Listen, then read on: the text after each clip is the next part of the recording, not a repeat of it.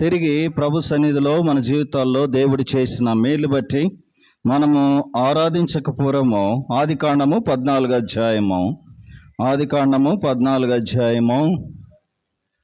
19 వచనము 20 వచనాలు మనమందరము కలిసి చదువుకుందాం. ఆదికాండము 14 అధ్యాయము 19, 20 వచనాలు మనమందరము కలిసి చదువుకుందాం. ఆదికాండము 14 అధ్యాయము 19, 20 వచనాలు మనమందరము కలిసి చదువుకుందాం. అప్పుడు అతడు అబ్రహామును ఆశీర్వదించి, ఆకాశమునకును భూమికిని సృష్టికర్త అయిన సర్వోన్నతుని దేవుని వలన అబ్రహాము ఆశీర్వదించబడును గాకనియు, నీ శత్రువులను నీ చేతికి అప్పగించిన సర్వోన్నతుడగు దేవుడు స్తుతింపడును గాకనియు చెప్పెను. అప్పుడు అతడు అన్నిటిలో ఇతనికి 10వ వంతు ఇచ్చెను. అప్పుడు అతడు అన్నిటిలో ఇతనికి 10వ వంతు ఇచ్చెను. కాబట్టి ఇక్కడ అబ్రహాము జీవితంలో ఎందుకు 10వ వంతు ఇచ్చినాడు, ఎందుకు దేవుణ్ణి అక్కడ స్తుతించినాడో, దేవుని యొక్క గుణగణాలను కొన్ని ఆ విధంగా చూసుకొని ప్రభు సన్నిధిలో మన జీవితంలో అబ్రహాముకి ఎలాగైతే ఉంటూ వచ్చినాడో ఆ విధంగా మనము కూడా మన జీవితాల్లో ఆ విధంగా మనం కూడా ప్రభుని స్తుతించాలనేదే ప్రభు యొక్క ఆశ. కాబట్టి ఇక్కడ అబ్రాము అంటే అబ్రహాము కాలే, ఇంకా అబ్రాము జీవితంలో యాత్రలో బాధ, దుఃఖము, మరణ భయం నుంచి దేవుడు అనేక సందర్భాల్లో విడిపించినాడు. కాబట్టి తనకు ఒక మరణ భయం ఉన్నది. ఆ మరణ భయం ఏంటంటే ఆదికాండము 11 అధ్యాయము 11-12 వచనాలు చూడండి. మరణ భయము, ఏం మరణ భయం ఉన్నదో తనకి ఆదికాండము 12 అధ్యాయము జెనసిస్ చాప్టర్ 12 verse 11 and 12, 11-12 వచనాలు ఎవరైనా తీసిన వారు చదవచ్చు. అతడు ఐగుప్తులో ప్రవేశించుటకు సమీపించినప్పుడు అతడు దాని భార్య అయిన శారాయితో, ఇదిగో నీవు చక్కనదావినవని ఎరుగుదువు. ఎప్పుడు చెబుతున్నాడు ఈ మాట? పెళ్ళి అయినప్పుడు చెబుతున్నాడా? పెళ్ళైన కొన్ని సంవత్సరాల తర్వాత చెబుతున్నాడా? పెళ్ళైన కొన్ని సంవత్సరాల తర్వాత కష్టం వచ్చింది. ఆ దేశంలో కరువు రాగా ఐగుప్తుకి వెళ్ళినప్పుడు, అప్పుడు ఐగుప్తు మంచిది కాదని ఎరిగిన వాడై ఏమంటున్నాడంటే, ఇదిగో నీవు చక్కన దానవని, అంటే అది అక్కడ లేదు కానీ అనుకుంటున్నాడు. ఆ భార్యతో చెప్తున్నాడు, నీవు చక్కన దానవని నేను ఎరుగుదును. 12 వచ్చినాం. ఐగుప్తులో నిన్ను చూసి ఏమే అతని భార్య అని చెప్పి నన్ను చంపి నిన్ను ఏం చేస్తారు? బ్రతకనిచ్చెదరు. అంటే ఇక్కడ తనకి మరణ భయం ఉన్నది. ఏ భయం ఉన్నది? మరణ భయం. కాబట్టి భయము, ఆందోళనలో, జీవితంలో, యాత్రా జీవితంలో ఆ మరణ భయం లాంటి వాటన్నిటిలో దేవుడు విడిపించినాడు. సరే, చనిపోయినాడు ఆయన? చనిపోలేదు. భార్యను తీసుకున్నప్పటికీ తిరిగి తన ద్వారా ఆ విధంగా తను చనిపోలేరు. కానీ కాబట్టి దేవుడు అలాంటి ఆపదల నుంచి, శ్రమల నుంచి, కష్టాల నుంచి దేవుడు ఆయన్ని విడిపించినాడు. కాబట్టి భయమును పారద్రోలి నా జీవితంలో చేసినాము. మనకడికి హల్లెలూయా స్తుతి పాడేదామని పాట పాడినాం. కాబట్టి భయము, శత్రువులను మీద విజయము, తర్వాత అన్నిట్లో ఈ జీవిత యాత్రలో ఏమీ సంభవించినా ఎవరి కొరకు జీవిస్తాను? నీ కొరకే జీవించదనే పాట పాడుకున్నాం. కాబట్టి అబ్రహాము తన జీవితంలో ఎలాంటి సందర్భాలైనా ప్రతి ఒక్క యాత్రా సమయంలో దుఃఖము, బాధ, మరణ భయముల నుంచి దేవుడు విడిపించినాడు. కాబట్టి దేవుణ్ణి ఎల్లప్పుడూ స్తుతించేవాడుగా, స్తుతించేవాడుగా ఉంటూ ఉన్నాడు. ఇక్కడ 10వ వంతు అంటే దేవునికి ఏమి స్థానాన్ని ఇస్తున్నాడంటే ఉన్నత స్థానము. తనకు విలువైనది ఏదైనా ఉన్నప్పటికీ ప్రభు సన్నిధిలో తన యొక్క జీవితంలో 10వ స్థానాన్ని దేవునికి ఇచ్చేవాడుగా ఉంటూ ఉన్నాడు. ఉదయకాల సమయంలో నీవు నేను ఆరాధన చేయకపోవడము అబ్రహాము వలె మన జీవితంలో మనము ప్రభుకి ఆ విధంగా ఉన్నత స్థానము అనుగ్రహించి ప్రభుని స్తుతించే వారంగా ఉంటున్నామా లేదా అని ఒకసారి జ్ఞాపకం చేసుకోవాలి. ఎందుకంటే దేవుడు అంతగా మరణ భయముల నుంచి, బాధల నుంచి దేవుడు ఎవరిని విడిపించినాడు? అబ్రహామును విడిపించినాడు. చదవండి. తర్వాత అబ్రహాము ఎందుకు ఆయన ఆ విధంగా 10వ స్థానాన్ని ఆ విధంగా 10వ వంతు ఆయనకి ఇచ్చినాడంటే ఆయన ఎలాంటి దేవుడిగా ఉంటున్నాడంటే మరణ భయం నుంచి విడిపించినవాడు, తర్వాత మరిచిపోని దేవుడిగా ఉంటూ వచ్చినాడు. 13వ అధ్యాయము 17వ వచనం, ఆదికాండము 13వ అధ్యాయము 17వ వచనం చదవండి ఎవరైనా. 17వ వచనం, ఆదికాండము 13:17 వచనం, నీవు లేచి ఈ దేశము పొడగును వెడల్పును దానిలో సంచరించము, అది నీకు ఇచ్చదని నేను అబ్రాహాముతో చెప్పాను. ఏం చెప్పినాడు? నీవు లేచి ఈ దేశం యొక్క పొడుగును వెడల్పును దానిలో సంచరించము. దానిలో ఏం చేయమంటున్నాడు? సంచరించము అంటే దాంట్లో తిరుగు. నువ్వెంత తిరిగితే అంత నీకు స్థలాన్ని దేవుడు నేను ఇస్తానని చెప్పినాడు. మనకు కానీ అయితే ఆ ఛాన్స్ మొత్తము నాచారం మొత్తము ఏం చేస్తాం? తిరిగి ప్రభువా ఇదంతా నేనే తిరిగినాను, దానికి బౌండరీ వాల్ కట్టి ఇది ఎంత నేను తిరిగిన ఇదంతా నాకు ఏమంటాడు.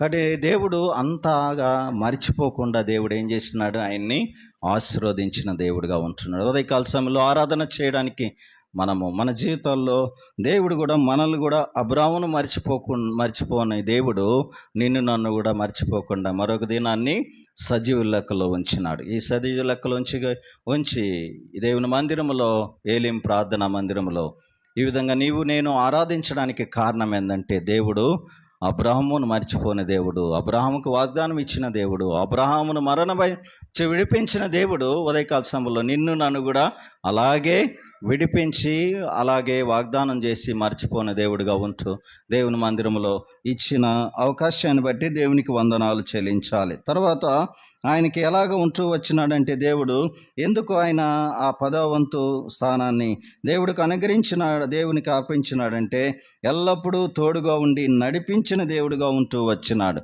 13వ అధ్యాయము 14, 15, 16 వచనాలు, ఆదికాండము 13వ అధ్యాయము 14, 15, 16 వచనాలు చూడండి. 14 వచనం, లోతు అబ్రాహామును విడిచిపోయిన తర్వాత యెహోవా నీ కన్నులెత్తి నీవున్న చోట నుండి ఉత్తరపు తట్టును, దక్షిణపు తట్టును, తూర్పు తట్టును, పడమటి తట్టును చూడము. ఎన్ని తట్లు చూపించినాడు? 4.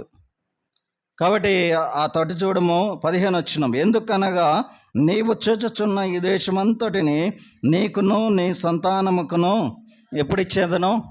సదాకాలము. ఇంగ్లీష్ మాట ఫర్ ఎవర్ అంటే నిత్యము ఉండేటట్టు ఆశీర్వాదాన్ని ఎవరికి ఇచ్చినాడు? అబ్రాహాముకి ఇచ్చినాడు. కాబట్టి మన దేవుడు ఎల్లప్పుడూ ఉండే దేవుడు, నిత్య జీవం అనుగ్రహించే దేవుడు, నిత్యము ఉండే దేవుడుగా ఉంటూ వచ్చినాడు. కాబట్టి తన జీవితంలో ఎల్లప్పుడూ తోడుగా ఉండి నడిపించే దేవుడుగా ఉంటూ వచ్చినాడు. 16 వచనం చదవండి, మరియు నీ సంతానమును భూమి మీద నుండి రేణువుల వలె విస్తరింపజేసేదను. ఎట్లనగా ఒకడు భూమి మీద నుండి రేణువులను రెక్కింపగలిగినలా నీ సంతానమును ఏం చేయొచ్చు? ఇది ఇంతవరకు గాలే. రేణువులు, ఇసుక రేణువులు ఎవరైనా లెక్కించినారా? మనకు సముద్రం ఉందా? హైదరాబాద్లో లేదు, తెలంగాణలో లేదు. కాబట్టి సముద్రం దగ్గర ఇసుక ఉంటుంది. కొంచెం పిడికెడు ఇసుక తీసుకున్న దాంట్లో ఎన్నో రేణువులు ఉంటాయి, డస్ట్ పార్టికల్స్ అంటే దుమ్ము ధూళి చిన్న చిన్న కణాలు.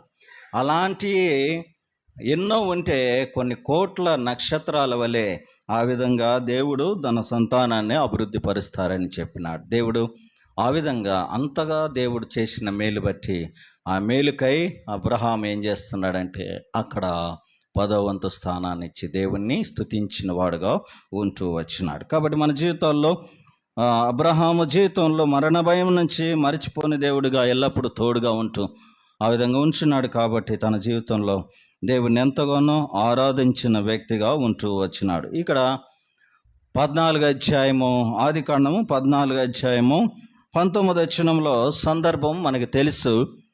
4 రాజులు కలిసి 5 రాజులతో యుద్ధం చేసిన వారుగా ఉంటూ ఉన్నారు. బైబిల్లో మొట్టమొదటిగా ఫస్ట్ టైం బైబిల్లో యుద్ధం అనే మాట ఉంటూ వచ్చినది. ఇక్కడే ఆ యుద్ధం అనే మాట కనబడుతూ వచ్చినది. కాబట్టి ఆ విధంగా 170 సార్లు బైబిల్లో యుద్ధం అనే మాట ఉంటున్నది. పాత నిబంధనలో 165, తర్వాత కొత్త నిబంధనలో 5 సార్లు ఉంటూ వచ్చినది. కాబట్టి మొదటిగా యుద్ధం అనే మాట ఇక్కడ 4 రాజులతో 5 రాజులు యుద్ధం చేసేవాళ్ళుగా ఉంటూ వచ్చినారు. కాబట్టి ఆ విధంగా అలాంటి యుద్ధంలో విజయాన్ని పొంది తిరిగి వస్తున్నప్పుడు సొదొమ రాజు తన కాడికి వచ్చి ఎదుర్కొనక ముందు మెల్కీషెదకు క్రమం చొప్పున ఆ మెల్కీషెదకు లాగా ప్రధాన యాజకుడిలా కలిగే సర్వోన్నతుడైన యాజకుడు, దేవుని యాజకుడుగా ఆయనకి అబ్రాముకి ప్రత్యక్షమైన వాడుగా ఉంటూ వచ్చినాడు. ఎందుకంటే బలహీనంగా ఉన్నాడు. తర్వాత యుద్ధంలో విజయాన్ని పొందినాడు. తిరిగి రాజు అతన్ని ఎదుర్కోవడానికి వస్తున్నాడు.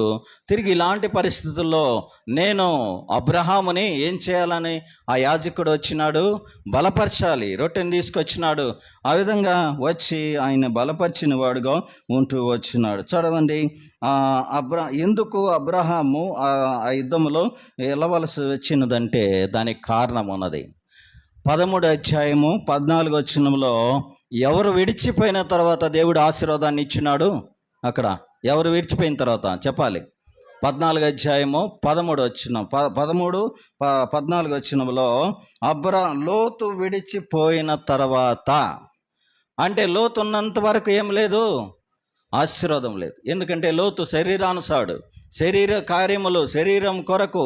ఆ విధంగా లోతు అబ్రహాము పైనున్న వాటినే చూసినాడు, కానీ లోతు ఈ లోకములో ఉన్న వాటిని కన్నులెత్తి చూడగా ఎలా ఉన్నదంట, సొదొమ ఏదేనో తోట వలె ఉన్నది. అంటే ఆ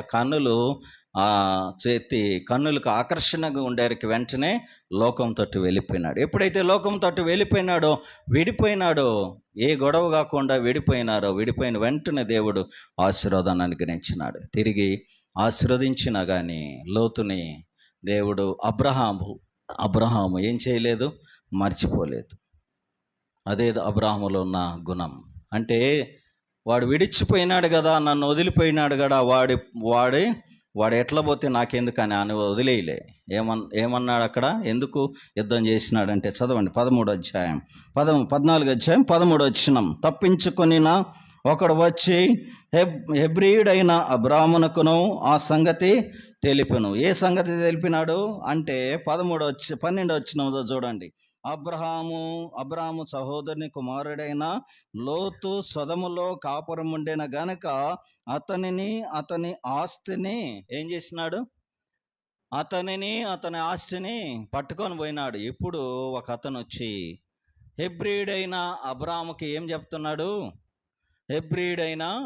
ఏం చెప్పినాడంటే, అయ్యా నీ సహోదరుడు కుమారుని పట్టుకొని పోయినారు అని చెప్పినప్పుడు ఆ విధంగా వారితో ఆయన తన తమ్ముడు చెరపట్టబడిన సంగతి విని ఆ విధంగా యుద్ధము చేయడానికి వెళ్ళిన వాడుగా ఉంటూ ఉన్నాడు. ఇక్కడ మొట్టమొదటిగా ఈ అధ్యాయంలో యుద్ధం అనే మాట కనపడుతుంది. తర్వాత ఇంకొకటి మాట కూడా మొదటి మాటగా ఉంటూ ఉన్నది. హెబ్రీయుడు అనే మాట మొదటిగా ఉంటూ వచ్చినది. కాబట్టి హెబ్రీయుడు అంటే ఈ యొక్క అబ్రామును గురించి హెబ్రీయుడు అని చెప్పడం జరిగింది. కాబట్టి అదేవిధంగా మామూలు వ్యక్తులు, తన ఇంట పుట్టిన వ్యక్తుల ద్వారా గొప్ప విజయాన్ని ఆయన పొందినవాడుగా ఉంటూ వచ్చినాడు. కాబట్టి చూడండి 14 అధ్యాయం 14 వచనం. ఎవరిని తీసుకుని వెళ్ళారు, గొప్ప సైన్యాన్ని తీసుకుని వెళ్ళారా, లేకపోతే మామూలు వ్యక్తులను తీసుకెళ్ళారు, నార్మల్ పీపుల్. చూడండి 14 అధ్యాయం 14 వచనం. అబ్రాము తన తమ్ముడు చెరపట్టబడినని విని తన ఇంట పుట్టి అలవర్చబడిన 317 వెంట పెట్టుకొని దాని మట్టుకు ఆ రాజులను ఏం చేసినాడు, ఎంతమందితో, గొప్ప సైన్యమా. కాబట్టి 318 మంది. మనకు కూడా యుద్ధం జరుగుతుంది. ఈ యుద్ధంలో ఎవరుంటారు, మనం పోయినామా యుద్ధానికి, ఎవరు చేస్తున్నారు యుద్ధం, ఆర్మీ, సైన్యము 3 అంటే ఆర్మీ, ఎయిర్ ఫోర్సు, నేవీ. అంటే నేవీ దాకా రాలేదు, కానీ ఇప్పుడు ఆర్మీ మాత్రమే జరుగుతూ ఉన్నది. కాబట్టి ఆర్మీ ఆ బలగాలు ఎంతో రాత్రులు ఆ విధంగా డే అండ్ నైట్ కష్టపడుతూ ఆ విధంగా యుద్ధం చేస్తూ ఉన్నాయి. అదే యుద్ధాన్ని అబ్రహాము కూడా తన ఇంట పుట్టి 300 మంది 18 మందిని వెంట పెట్టుకొని పోయి వారితో విజయాన్ని సాధించినాడు. అది అబ్రహాము విజయం కాదు, కానీ దేవుడు తనకు తోడుగా ఉన్నాడు కాబట్టి, దేవుడు తన వాగ్దానం ఇచ్చినాడు కాబట్టి, దేవుడు ఇచ్చిన ధైర్యంతో వెళ్ళి ఆ విధంగా విజయాన్ని సాధించి తిరిగి వచ్చినవాడుగా ఉంటూ వచ్చినాడు. కాబట్టి సామాన్యమైన ప్రజల ద్వారా ఆ విధంగా గొప్ప విజయాన్ని దేవుడు అనుగ్రహించినాడు. కాబట్టి ఆ విజయాన్ని అనుగ్రహించి తిరిగి వస్తున్నప్పుడు ఆయన ప్రభు సర్వోన్నతుడైన యాజకుడుగా ఆయనకి కనపడిన వాడుగా ఉంటూ వచ్చినాడు. 18 వచ్చిన చదువుదాం, అందరం చదువుదాం. 17, 18. అతడు కదర్లోయారును అతనితో కూడిన రాజులను ఓడించి తిరిగి వచ్చినప్పుడు సొదొమ రాజు అతని ఎదుర్కొనుటకు రాజులోయ అను షావే లోయ మట్టుకు బయలుదేరి వచ్చెను. 18 వచ్చిన ముందర చూద్దాం. మరియు షాలేము రాజైన మెల్కిషెదకు రొట్టెను ద్రాక్షారసమును తీసుకుని వచ్చెను. అతడు సర్వోన్నతుడైన దేవునికి ఏమిటి? యాజకుడుగా వచ్చినాడు. ఆ విధంగా బలి ఆ విధంగా దేవుని ప్రభు దగ్గరికి అబ్రాహాము దగ్గరికి వచ్చి తనకు రొట్టెను ద్రాక్షారసమును ఆ విధంగా ఇచ్చిన వాడుగా బలపరిచిన వాడుగా ఉంటున్నాడు. ఎందుకంటే అబ్రహాము ఆ యుద్ధంలో గొప్ప విజయాన్ని అనుగ్రహించినాడు, కానీ యుద్ధంలో చాలా బలహీనంగా ఉంటూ ఉన్నాడు, నిరుత్సాహంలో ఉంటున్నాడు, భయంలో ఉంటున్నాడు. ఎందుకు భయం అంటే సొదొమ రాజు ఎక్కడికి వస్తున్నాడు? ఎవరిని కలుసుకోవడానికి వస్తున్నాడు? అబ్రాహామును కలుసుకోవడానికి వస్తున్నాడు. ఎందుకంటే ఆ మాట విన్నాడు. అంటే ఈ వ్యక్తి సామాన్యమైన వ్యక్తి ఇంత గొప్ప విజయాన్ని సాధించడానికి ఆయన చూడడానికి వస్తున్నాడు, ఈయన ఎంతటి వాడని. కాబట్టి అబ్రాహాములో భయం ఉంది, ఒక రకంగా ధైర్యం ఉంది. మానవులు గనుక కొన్నిసార్లు ధైర్యవంతులే ఏమైపోతాము, కొన్నిసార్లు భయం ఉంటుంది లోపల. అంటే లోపల భయం ఉంటుంది కానీ బయటికి మాత్రం గంభీరంగానే ఉంటాం. కాబట్టి ఆ విధంగా అబ్రహాము జీవితంలో కూడా అట్లా ఉంటున్నప్పుడు ఎప్పుడైతే ప్రభు ఆంతర్యాన్ని ఎరిగిన దేవుడు గనుక సర్వోన్నతుడైన యాజకుడిని పంపించినాడు. కాబట్టి మొట్టమొదటిగా మనం ఆరాధన చేయడానికి కారణం ఏంటంటే దేవుడు అబ్రహాముకు ప్రత్యక్షమైనట్టే సర్వోన్నతమైన యాజకుడుగా నీ కొరకు నా కొరకు ప్రభువైన యేసుక్రీస్తు ఈ లోకానికి వచ్చిన వాడుగా ఉంటూ ఉన్నాడు. యాజకుడుగా వచ్చి ఆయన కొరకు ఆయన బలపరిచిన వాడుగా ఉంటూ వచ్చినాడు. కాబట్టి ఆయన సర్వోన్నతమైన యాజకుడుగా ఉంటూ వచ్చినాడు. కాబట్టి ఈ యాజకుడిలో ఎలాంటి లక్షణాలు ఉంటున్నాయంటే చూద్దాం. హెబ్రీయులకు రాసిన పత్రిక 7వ అధ్యాయము. హెబ్రీయులకు రాసిన పత్రిక మన యాజకుడైన ప్రభువైన యేసుక్రీస్తు ప్రభు ప్రధాన యాజకుడిగా ఉంటూ ఆయనలో ఉన్న లక్షణాలు చూద్దాం. ఒక 2 లక్షణాలు చూసుకొని మనము తిరిగి ముందుకు వెళ్దాం. చూడండి, 7వ అధ్యాయము హెబ్రీయులకు రాసిన పత్రిక 7వ అధ్యాయము 26వ వచనం. పవిత్రుడును నిర్దోషియు నిష్కలంపనసుడును పాపులలో చేరక ప్రత్యేకముగా ఉన్నవాడును ఆకాశ మండలము కంటే మిక్కిలి హెచ్చేవాడైన ఇట్టి ప్రధాన యాజకుడు మనకి ఎలాంటి వాడంట? సరిపోయిన వాడు. కింద ఫుట్ ప్రింట్లో తగిన వాడు అని ఉంది. కాబట్టి ఇలాంటి ప్రధాన యాజకుడు ఎలాంటి లక్షణాలు ఉన్నాయో చూడండి. పవిత్రుడునంట, నిష్కలంకుడు, పాపులలో చేరక ఎక్కడున్నాడు? ప్రత్యేకంగా సపరేట్ లైట్. కాబట్టి ఆకాశ మండలం కంటే మిక్కిలి హెచ్చైన వాడైన ఇట్టి ప్రధాన యాజకుడు సరిపోయిన వాడు. కాబట్టి ప్రభువైన యేసుక్రీస్తు ఆ విధంగా ప్రధాన యాజకుడిగా మన కొరకు ఉంటూ వచ్చినాడు. కాబట్టి అదేవిధంగా అబ్రహాము సర్వోన్నతుని యాజకుడు వచ్చి బలహీనంగా ఉంటున్నప్పుడు, భయంలో ఉంటున్నప్పుడు ఆయన బలపరిచిన దేవుడిగా ఉంటూ ఉన్నాడు. మన జీవితంలో అనేక సార్లు ఆరాధన చేయకపోందుము నేను మరణ భయములో పాపం వలన ఆ విధంగా మన జీవితంలో మరణములో ఉంటున్న స్థితిలో నుంచి దేవుడు ఈ ప్రధాన యాజకుడు ఆ విధంగా మన కొరకు ఆయన మనల్ని అక్కడి నుంచి విడిపించిన వాడుగా ఉంటూ వచ్చినాడు. కాబట్టి దాన్ని బట్టి ఉదయకాల సమయంలో ప్రభువా నీవు నాకు ప్రధాన యాజకుడుగా ఉంటూ వచ్చినావు, దాన్ని బట్టి నీకు వందన స్తోత్రాలని ప్రభుని ఆరాధన చేయాలి. రెండవదిగా ఈ ప్రధాన యాజకుడు ఈ దేవుడు ప్రత్యక్షమైన తర్వాత మళ్ళీ ఆయన ఎలాంటి దేవుడుగా ఉంటూ వచ్చినాడని అబ్రాహాము ఇక్కడ జ్ఞాపకం చేసుకుంటున్నాడంటే 19 వచ్చిన చదవండి. అప్పుడు అతడు అబ్రహామును ఆశీర్వదించి ఎవరు? అప్పుడు అతడు అబ్రాహామును ఆశీర్వదించిందంటే ఎవరు ఆశీర్వదించినాడు అక్కడ? సర్వోన్నతుడైన దేవుని యాజకుడు అబ్రాహామును ఏమని ఆశీర్వదించినాడో చూడండి. ఆశీర్వదించి ఆకాశమునకును భూమికిని సృష్టికర్తయును సర్వోన్నతుడైన దేవుని వలన ఏం పొందినావు? ఆశీర్వాదము పొందినావు. కనుక అబ్రాహాము ఆశీర్వదించబడును గాక అని అబ్రాహామును ఆశీర్వదించినాడు. అంటే భూమికిని మన దేవుడు ఎవరికి సృష్టికర్త అంట? ఆకాశమునకును భూమికిని సృష్టికర్త, creator of heaven and earth. అంటే ఆయన సృష్టికర్తగా ఉంటూ వచ్చినాడు. అలాంటి సృష్టికర్త నిన్ను నన్ను అబ్రాహామును ఆశీర్వదించినట్లే నిన్ను నన్ను కూడా ప్రభుని ఆ విధంగా మనల్ని కూడా ఆశీర్వదించిన వాడుగా ఉంటూ వచ్చినాడు. కాబట్టి ఈ విధంగా సృష్టికర్త సర్వోన్నతుడైన దేవుడు అంటూ దేవుడని ఆ విధంగా మెల్కి సర్వోన్నతుడైన యాజకుడు అబ్రాహామును ఆశీర్వదించిన వాడుగా ఉంటున్నాడు. మన దేవుడు రెండవదిగా ఆరాధన చేయడానికి కారణము ఆయనకి ఎవరు సృష్టికర్త? దేనికి సృష్టికర్త? ఆకాశమునకును భూమికిని సృష్టికర్త. ఇదే మాటను యోనా ఆ ఓడలో వెళ్తున్నప్పుడు వారందరూ అడిగినప్పుడు నీ దేవుడు ఎవరు, నీవెక్కడి నుంచి వచ్చినావు, నీ దేశం ఏది అని అడిగినప్పుడు ఆ మాట చెప్తున్నాడు. యోనా గ్రంథం 1వ అధ్యాయము 9వ వచనము. యోనా 1:9 చదవండి ఎవరైనా. యోనా 1, జోనా 1:9 ఎవరైనా చదవండి. అతడు వారితో ఇట్లనెను, నేను హెబ్రీయుడను. మొట్టమొదటిది నేను ఎవరిని అంటున్నాడు? హెబ్రీయుడను. రెండవది సముద్రమునకును భూమికిని సృష్టికర్త అయిన ఆకాశమందు ఉండు దేవుడు. 3 వచ్చినాయి. సముద్రమునకును భూమికిని ఆకాశమందున్న దేవుడైన యెహోవా యందు నేను భయభక్తులు గలవాడను. ఎంత మాట చూడండి.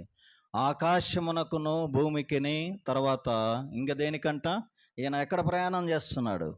సముద్రంలో. కాబట్టి ఈ సముద్రం కూడా ఆయనదే అని వారికి చెప్పడానికి అలాంటి సృష్టికర్త అయిన దేవుని యందు ఏం చేస్తున్నా? నేను భయభక్తులు కలిగి జీవిస్తున్నాను. అలాంటి భయభక్తులు కలిగే వ్యక్తి అంటున్నాడు. కాబట్టి రెండవదిగా నేను ఆరాధన చేయడానికి ఉదయకాల సమయంలో ప్రభువా నీవు సర్వోన్నతుడైన యాజకుడుగా, ప్రధాన యాజకుడుగా ఉంటూ వచ్చిన అబ్రాహాముకు ప్రత్యక్షమైనట్లే నాకు నీవు ఆ విధంగా ప్రత్యక్షమై ప్రధాన యాజకుడుగా ఉన్నావు. అందుని బట్టి నీకు వందనా స్తోత్రాలను ప్రభుని ఆరాధన చేయాలి. రెండవదిగా ఈ సర్వోన్నతుడైన యాజకుడే ఎవరిని ఆశీర్వదించినాడు? ఏ దేవుడుగా గుర్తు చేసుకుంటున్నాడంటే ఆకాశమునకును భూమికిని సృష్టికర్త అయిన దేవుడు అబ్రాహామును ఏం చేయనుగాక? ఆశీర్వదించబడనుగాక. కాబట్టి సృష్టినంతటిని తన మాట ద్వారా సృష్టించినాడు. నిన్ను నన్ను తన చేతులతో దేవుడు ఆ విధంగా స్వయంగా చేసిన వాడుగా ఉంటున్నాడు. ఇది ఎప్పుడు మర్చిపోకుండా మనం జ్ఞాపకం చేసుకుని ప్రభుని ఆ విధంగా స్తుతించాలనేదే ప్రభు యొక్క ఆశ. మూడవదిగా అబ్రహాం ఇక్కడ దేవుని 10వ వంతు చెల్లించడానికి కారణం ఏంటంటే 20వ వచనం చదువుదాం. ఆదికాండము 14వ అధ్యాయం 20వ వచనం. నీ శత్రువులను నీ చేతికి అప్పగించిన సర్వోన్నతుడు దేవుడు ఏం బడునుగాకంట? స్తుతింపబడునుగాక. దీన్ని బట్టి మన దేవుడు స్తుతులకు పాత్రుడు, ఆరాధనలకు యోగ్యుడు, స్తుతి చేయుట యథార్థవంతులకు శోభస్కరం. కాబట్టి స్తుతులకు పాత్రుడుగా, స్తుతులకు అర్హుడుగా ఉంటూ అది మరొకసారి అబ్రహాము జ్ఞాపకం చేసుకుంటున్నాడు. కాబట్టి తన జీవితంలో దేవుడు చేసిన మేలుకై ఆ విధంగా స్తుతిస్తూ ఉన్నాడు. చూడండి, నీ శత్రువులను నీ చేతికి అప్పగించిన. ఏ శత్రువులంట? ఎవరి శత్రువులు వీళ్ళు? అబ్రహాముకి ఉన్న అసలు లోతు శత్రువు. లోతుని తీసుకెళ్ళినాడు కాబట్టి ఇక్కడ వచ్చినాడు. కాబట్టి నీ శత్రువులను ఎవరి చేతికి ఇచ్చినాడు? అబ్రహాము చేతికి ఇచ్చినాడు. అక్కడ స్పష్టంగా చెప్పినాడు, నీ శత్రువులను నీ చేతికి అప్పగించిన సర్వోన్నతుడు దేవుడు స్తుతింపబడునుగాక. కాబట్టి మన దేవుడు మన శత్రువులు మన చేతికే అప్పగించే దేవుడుగా ఉంటాడు. కాబట్టి మనము ఆ విధంగా యుద్ధం మనం చేయవలసినది, కానీ దేవుడే యుద్ధాన్ని జరిగించి నీ శత్రువులు నీ చేతికి అప్పగించిన దేవుడు అంటూ ఆ విధంగా స్తుతించినాడు. అందుకనే స్తుతులకు పాత్రుగా ఉంటూ ఆయన దేవుణ్ణి స్తుతిస్తూ ఏ భాగాన్ని అప్పగించినాడు, ఏ భాగం ఇచ్చినాడు చదవండి. 4వ వచనం, అదే 20వ వచనంలో చివరిలో ఉంది. అప్పుడు అతడు అన్నిటిలోనే ఉంది. ఒక్క దాంట్లోనే ఉందా? అన్నిటిలో ఉంది. అందుకని దావీదు అంటాడు 34వ కీర్తన 1వ వచనం, నేను ఎల్లప్పుడూ యెహోవాను సన్నతించెను, నిత్యము ఆయన కీర్తి ఎవరి నోట ఉంచేదను? పక్క వాళ్ళ నోట అనలే, నా నోట అన్నాడు. నిత్యము ఆయన కీర్తి నా నోట ఉంచేదను. కాబట్టి మన జీవితాల్లో వ్యక్తిగతంగా ఇండివిజువల్గా ఆరాధన అనేది చాలా ముఖ్యమైనది. కాబట్టి వ్యక్తిగతంగా నీ కుటుంబ జీవితంలో, వ్యక్తిగతంగా సంఘ జీవితంలో చేసిన మేలు బట్టి ఆ విధంగా ప్రభుని ఏం చేయాలి? ఆరాధన చేయాలి. కొంచెం ముందు జరండి బ్రదర్స్. కాబట్టి ఆయన 10వ వంతు చెల్లించిన వాడుగా ఉంటూ వచ్చినాడు.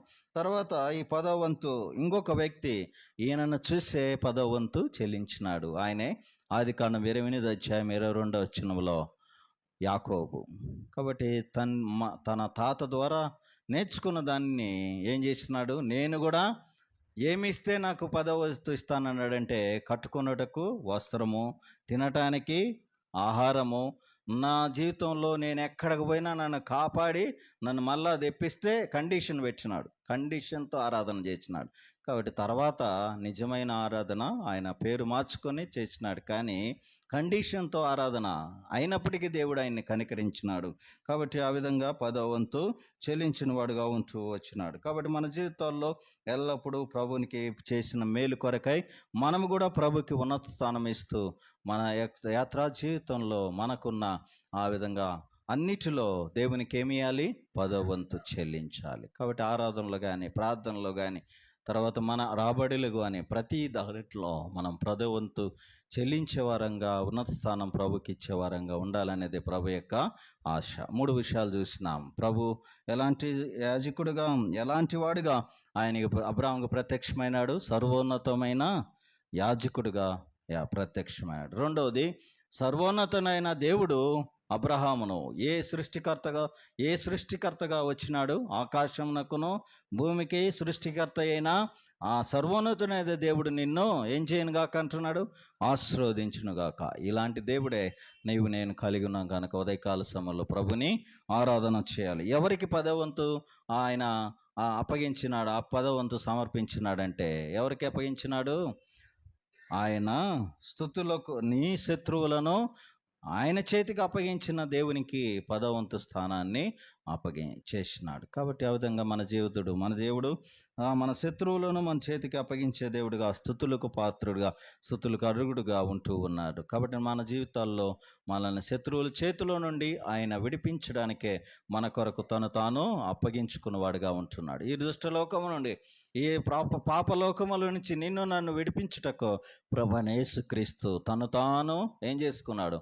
అప్పగించుకున్నవాడుగా ఉంటున్నాడు. గలతీయులకు రాసిన పత్రిక 1వ అధ్యాయం 5వ వచనంలో ఉంటూ ఉన్నది. కాబట్టి గలతీయులకు రాసిన పత్రిక 1వ అధ్యాయము నిన్ను నన్ను కూడా దేవుడు ఆ విధంగా ఈ లోకము ప్రస్తుతపు దుష్టకాలములో నుండి ఆయన మనల్ని విడిపించిన దేవుడుగా ఉంటూ వచ్చినాడు.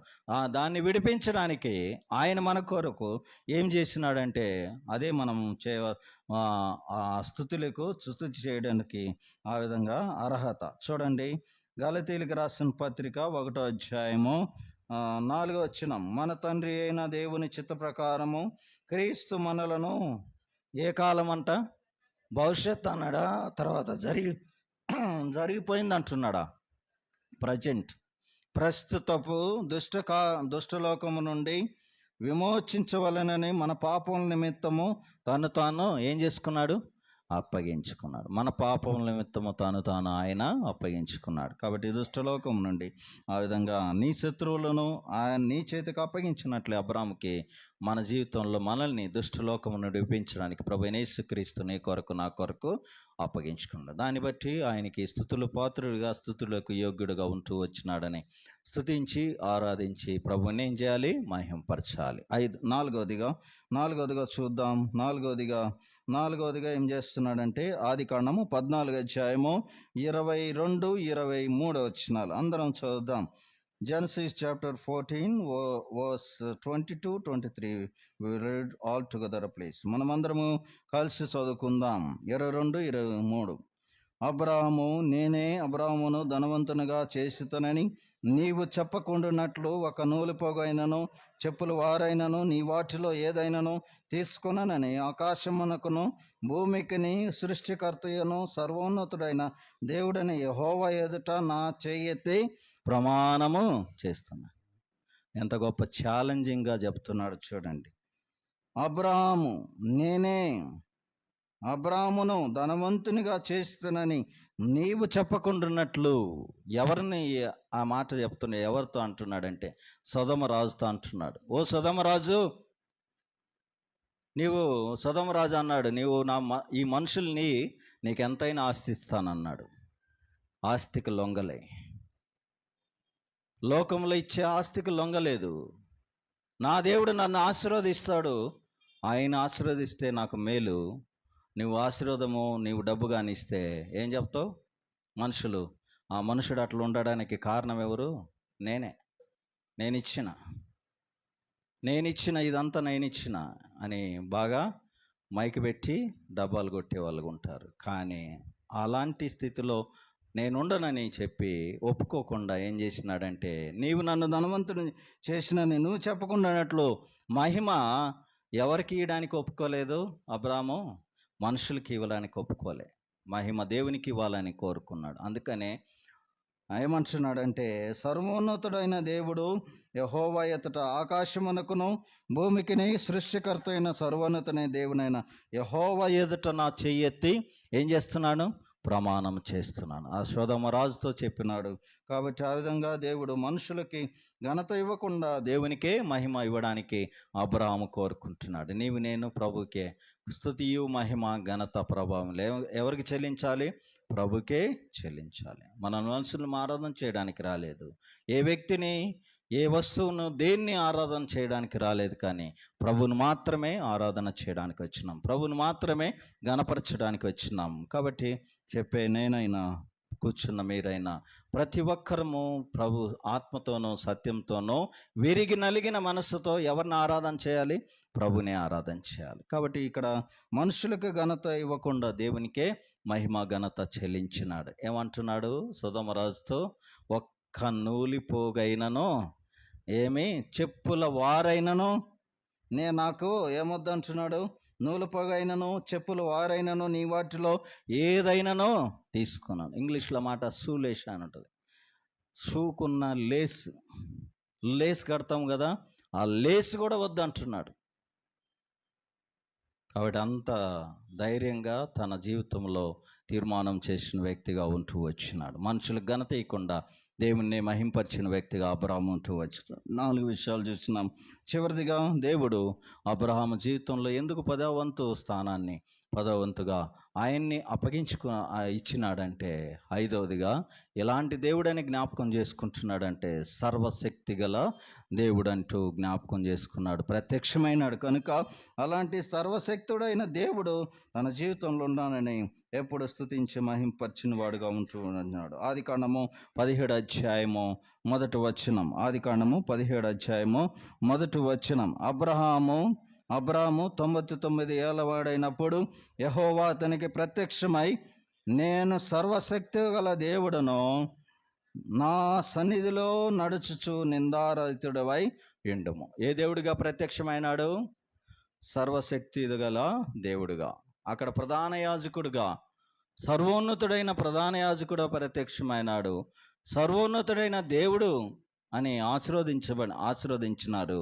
తర్వాత స్తుతులకు పాత్రుగా ఉంటూ వచ్చినాడు. తర్వాత ఆకాశమునకును భూమికిని సృష్టికర్త అయిన సర్వోన్నతుడి దేవుని నామన ప్రమాణం చేసిన వాడుగా ఉంటున్నాడు. ఐదవదిగా తన జీవితంలో ఏ దేవుడుగా ఉంటూ తన జీవితంలో ఉన్నాడంటే దేవుడు సర్వశక్తి గల దేవుడుగా ఉంటూ వచ్చినాడు. ఆదికాండం 35:11 కూడా యాకోబుకు కూడా ఇదే దేవుడు నన్ను ప్రత్యక్షమైనాడు, నేను సర్వశక్తి గల దేవుడునంటూ ఆ విధంగా ప్రత్యక్షమైనవాడుగా ఉంటూ ఉన్నాడు. అంత మాత్రమే కాదు, నిర్గమాకాండం 6:2 కూడా ఇశ్రాయేలు ప్రజలకు కూడా నేను సర్వశక్తి గల దేవుడని ప్రత్యక్షమైనాడు. ఈ ఉదయకాల సమయంలో నీకు నాకు కూడా మన జీవితాల్లో కూడా మన దేవుడు మన కొరకు మనకి సర్వశక్తి గల దేవుడుగా ఉంటూ వచ్చినాడు, గాడ్ ఆఫ్ ఆల్ మైటీ. కాబట్టి ఆ విధంగా అలాంటి దేవుని బట్టి ఉదయకాల సమయంలో ప్రభుని ఏం చేయాలి? ఆరాధన చేయాలి. కాబట్టి ఇలాంటి ఆరాధన చేయాలని ప్రభు నిన్ను నన్ను కోరుకుంటున్నాడు. కాబట్టి విరిగి నలిగిన మనసుతో ఆత్మతోనూ సత్యంతోనూ ప్రభుని ఏం చేయాలి? ఆరాధన చేయాల్సిందిగా ప్రభు మనం చేస్తున్నాం. 5 విషయాలు చూస్తున్నాము. అంత మాత్రమే కాదు, ఇంకొక మాట చూసుకొని మనము ఆరాధనలోకి వెళ్తాము. అది అపొస్తలుల కార్యములు 7:2. అపొస్తలుల కార్యములు 7:2. ఇక్కడ స్టెఫెన్ కూడా ఒక మంచి మాట చెప్పినవాడుగా దేవుని ఎట్లా గనపరుస్తున్నాడో చూడండి. అప్పుడు అందుకు స్టెఫెను చెప్పినదేమనగా, సహోదరులారా, తండ్రులారా, అందరం చదువుదాం. వినుడి, మన పితరుడైన అబ్రహాము హారానులో కాపురం ఉండక మునుపు మెసొపొతామియాలో ఉన్నప్పుడు మహిమ కలిగిన దేవుడు, ఏ దేవుడు ప్రత్యక్షమైనంట? గ్లోరియస్ గాడ్, అంటే మహిమ కలిగిన దేవుడు. కాబట్టి మహిమ కలిగిన దేవుడు అబ్రహాముకి ప్రత్యక్షమైనాడు. ఇక్కడ సర్వశక్తి గల దేవుడుగా ప్రత్యక్షమైనాడని చెప్తున్నాడు స్టెఫెను. అక్కడ మహిమ కలిగిన దేవుడు. కాబట్టి మహిమ కలిగిన దేవుడు. కాబట్టి ఈ దేవునికి ఉన్న అనేకమైన పేర్లలో ఆ విధంగా మనకు కూడా మన జీవితాల్లో ఆ విధంగా అలాంటి దేవుడిగా కలిగి ఉన్నాం. కాబట్టి ఉదయకాల సమయంలో ప్రభుని ఏం చేయాలి? ఆరాధన చేయాలి. మొట్టమొదటిగా అబ్రహాముకి ఏ దేవుడిగా ప్రత్యక్షమైనాడంటే సర్వోన్నతుడైన ప్రధాన యాజకుడిగా ప్రత్యక్షం. ప్రభువైన యేసుక్రీస్తు నీ కొరకు నా కొరకు ప్రధాన యాజకుడిగా ఈ లోక ఆ విధంగా తను తాను అప్పగించుకున్నాడు. ఆయన ఎలాంటి లక్షణాలు కలిగినాడు? పవిత్రుడును, నిష్కల్మషుడును, పాపుల్లో చేరక ఎలాగున్నాడు? ప్రత్యేకంగా ఉంటూ వచ్చినాడు. తర్వాత రెండవదిగా ఆయన ఎలాంటి దేవుడుగా ఉన్నాడు? ఆకాశమునకును భూమికిని సృష్టికర్త అయిన సముద్రం కూడా చెప్పచ్చు. సముద్రానికి ఏమన్నా చెప్పినాడు కదా, సముద్రానికి సృష్టికర్త అయిన దేవుడు, ఆ దేవుడు నాకు కూడా నీవు కూడా చెప్పచ్చు ఉదయకాల ప్రభువా, ఆకాశమునకును భూమికిని సముద్రానికి సృష్టికర్త అయిన దేవుడు నాకు కూడా సృష్టికర్తగా ఉండి నన్ను ఇంతవరకు భద్రపరుస్తున్నావు, కాపాడుతున్నావు. అందుని బట్టి నీకు వందన స్తుతులను ప్రభుని ఆరాధన చేయాలి. మూడవదిగా మన దేవుడు స్తుతులకు పాత్రుడు, స్తుతులకు యోగ్యుడుగా ఉంటూ వచ్చినాడు. ఎందుకు యోగ్యుడిగా ఇక్కడ వచ్చినాడంటే ఒక్క మాట జ్ఞాపకం చేసుకున్నాం. నీ శత్రువులను నీ చేతికి అప్పగించిన దేవుడు స్తుతింపబడునుగాక అని ఆ విధంగా దేవుణ్ణి స్తుతించిన వాడుగా ఉంటూ వచ్చినాడు. అందుకనే ఆయన 10వ వంతు స్థానాన్ని ఆయనకి అప్పగించిన వాడుగా అబ్రాము ఉంటూ వచ్చినాడు. మనం కూడా ఆరాధనలో మనం ఏ స్థానాన్ని అప్పగిస్తున్నాం ప్రభుకి? కొన్నిసార్లు ఆరాధన చేయలేము, కొన్నిసార్లు సమయాన్ని బట్టి ఆరాధన చేయాలి. హెబ్రోన్లో ఆరాధన చేయాలంటే చాలామంది ఉంటారు. ఒక్కరికి వచ్చిన అవకాశము మళ్ళీ నెల తర్వాత. ఇంక మేము పరిచర్యకు పోకపోతే ఆ రోజు ఆరాధన చేయాలంటే మాకు సమయమే రాదు. అందుకే ఎట్లా కొట్ట దేవుడిని ఇలా పాట ద్వారా అన్నా దేవుడిని ఆరాధిద్దామంటే కొన్నిసార్లు దొరకదు. అంటే అంకులు అనౌన్స్ చేస్తూ ఉంటాడు, వేరే వారికి ఏమి ఇవ్వాలి? తరుణం ఇవ్వండి అంటు. కాబట్టి మనము పరిచర్యకు పోయినప్పుడు అక్కడ సంఘములో ఉన్న ఆరాధన చేస్తాం. కానీ కొన్నిసార్లు కొంతమంది నోరు తెరని వాళ్ళు కూడా చాలా కొన్ని నెలల కాలం ఉంటారు. అలాంటి వారి కొరకు ఏం చేయాలి? అవకాశం ఇవ్వాలి. కాబట్టి ఆ విధంగా దేవుడు మన నోరు తెరిచి ఆరాధన చేయడానికి కారణం ఏంటంటే ఆయన స్తుతులకు పాత్రుడుగా, ఆరాధనకు యోగ్యుడుగా ఉంటూ వచ్చినాడు. కాబట్టి మన శత్రువులను మన చేతికి అప్పగించి ప్రస్తుత దుష్టలోకం నుండి నిన్ను నన్ను విడిపించిన దేవునికి వందనాలు స్తోత్రాలు చెల్లించాలి. చివరిదిగా 4వదిగా సర్వోన్నతుడైన దేవునికి మహిమ అని చెల్లిస్తూ ఆయన చేయెత్తి ప్రమాణం చేసినాడు. మనుషులకు మహిమ ఇయ్యలేదు కానీ దేవునికే మహిమ చెల్లించున్నాడు. చివరిగా ఆయన ఎలాంటి దేవుడిగా ప్రత్యక్షమైనాడు? సర్వశక్తి గల దేవుడిగా ప్రత్యక్షమైనాడు. కాబట్టి మన జీవితాల్లో ఇలాంటి దేవుడిగా ఉంటూ మన యాత్రా జీవితంలో చేస్తున్న మేలుకై, చేసిన మేలుకై, చేయబోతున్న మేలుకై వ్యక్తిగతంగా ప్రభు చేసిన మేలును గుర్తు చేసుకొని ఆ విధంగా మనం ఆరాధన చేయాలని ప్రభు పేరట మనవి చేస్తున్నాం. అలాంటి ఆరాధన చేయడానికి ప్రభు మనందరికీ సహాయం చేయనుగాక.